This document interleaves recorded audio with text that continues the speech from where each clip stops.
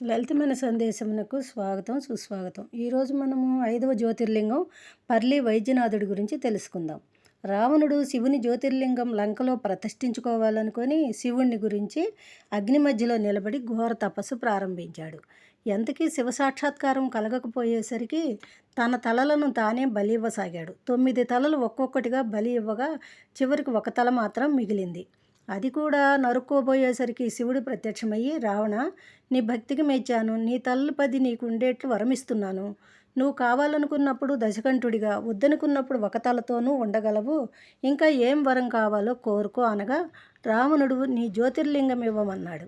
శివుడు జ్యోతిర్లింగం రావణుని చేతిలో ఉంచి, ఆకాశ గమనంలో కాక కాలినడకన వెళ్ళు, ఎక్కడా భూమిపై పెట్టవద్దు, పెడితే అక్కడే పాతుకుపోతుంది, జాగ్రత్తగా వెళ్ళు అని అదృశ్యుడయ్యాడు.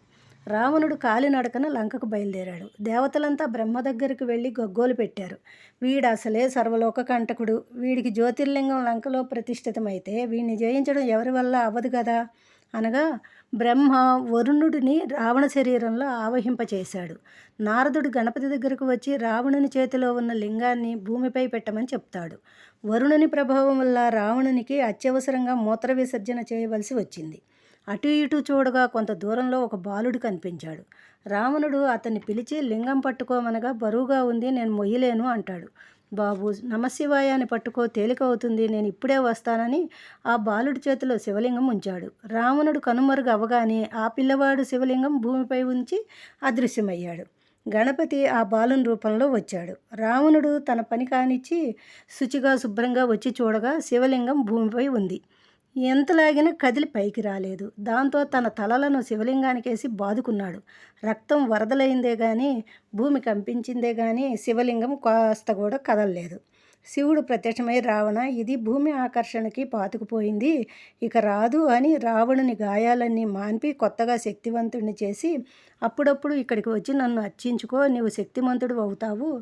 ఎవరు వచ్చి ఇక్కడ అర్చించినా వారి ఆది వ్యాధుల్ని పోగొట్టే వైద్యనాథుడిగా ఇక్కడే ఉంటాను అంటాడు. రావణుడు చేసేది లేక వెళ్ళిపోయి అప్పుడప్పుడు వచ్చి స్వామిని అర్చించి కొత్తగా శక్తివంతుడు అయ్యేవాడు. ఈ లింగం పర్లీ నుంచి జార్ఖండ్లోని దేవఘర్ దాకా విస్తరించింది. రెండింటినీ దర్శించుకోవాలి. ఇక్కడ అమ్మవారి పేరు యోగీశ్వరీదేవి. ఈ తల్లిని పూజిస్తే శారీరక మానసిక ఆరోగ్యం ఇస్తుంది. అనారోగ్యంతో ఉన్నవాళ్ళు ఇక్కడికి వచ్చి స్వామికి అభిషేకం చేసి ఆ తీర్థం తీసుకుంటే ఆరోగ్యవంతులవుతారు. అమ్మవారు యోగబలాన్ని ఇస్తుంది. ఇదండి పర్లి వైద్యనాథుని కథ. మళ్ళీ ఇంకో జ్యోతిర్లింగ విశేషాలతో మళ్ళీ కలుద్దాం. జై శ్రీరామ్.